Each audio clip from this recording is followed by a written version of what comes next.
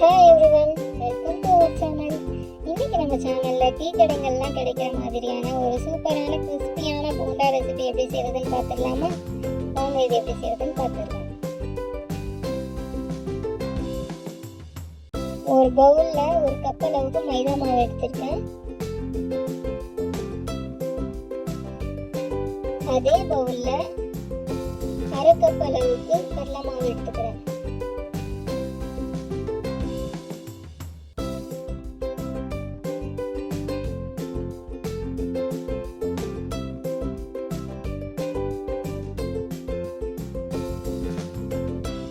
இது கூடவே அதே கப்லேயே 4 கப் அளவுக்கு அரிசி மாவு எடுத்திருக்கேன். இது எல்லாத்தையும் ஒன்றா போட்டு மிக்ஸ் பண்ணிக்கலாம். அது கூட பொடியாக கட் பண்ண மிளகாய், பொடியாக கட் பண்ண கொத்தமல்லி, ஒரு வெங்காயம் குட்டி குட்டியாக கட் பண்ணி வச்சுருக்கேன், அதையும் அது கூட சேர்த்துக்கலாம்.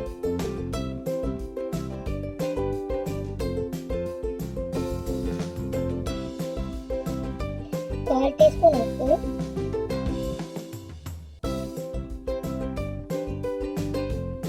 இது எல்லாத்தையும் போட்டு நல்லா பிசைஞ்சு எடுத்துக்கலாம். முதல்ல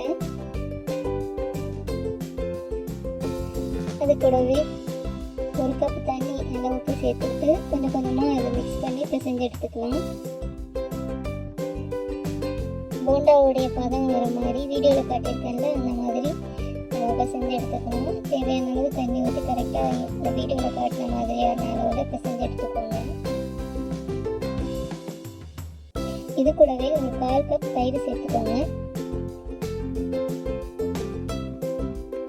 இப்போ எல்லாத்தையும் சேர்த்து ஈவனாக பிசைஞ்சு எடுத்துக்கலாம்.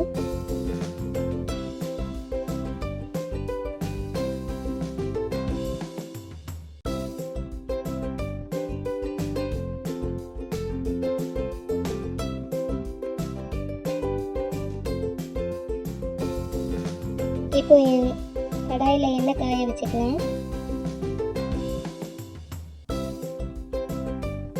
இப்போ எண்ணெய் நல்லா காஞ்சிடுச்சு. இந்த போண்டா போட்டு எடுத்துக்கலாம்.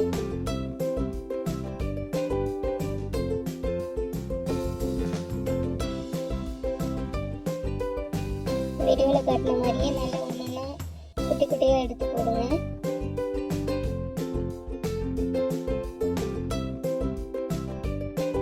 ரொம்பவே டேஸ்டியாக இருக்கும் ஃப்ரெண்ட்ஸ். இந்த போண்டா ரெசிபி நீங்கள் வீட்டில் கண்டிப்பாக ட்ரை பண்ணி பாருங்கள்.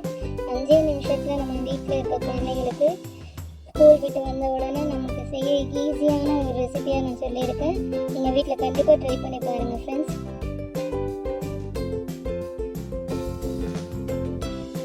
இது நல்லா இப்போ பொன்னிறமாக ஆயிடுச்சு. இப்போ எல்லா போண்டாவும் எடுத்துடலாம். இந்த மாதிரி நீங்கள் செஞ்சு கொடுத்தீங்கன்னா உங்கள் குழந்தைங்க விரும்பி சாப்பிடுவாங்க. சட்டுன்னு 5 நிமிஷத்தில் இந்த போண்டா ரெசிபி செஞ்சிடலாம். நீங்களும் உங்கள் வீட்டில் ட்ரை பண்ணி பாருங்கள். ஃபீட்பேக் என்னன்றதை மறக்காமல் கமெண்ட் பண்ணுங்கள். Thank you.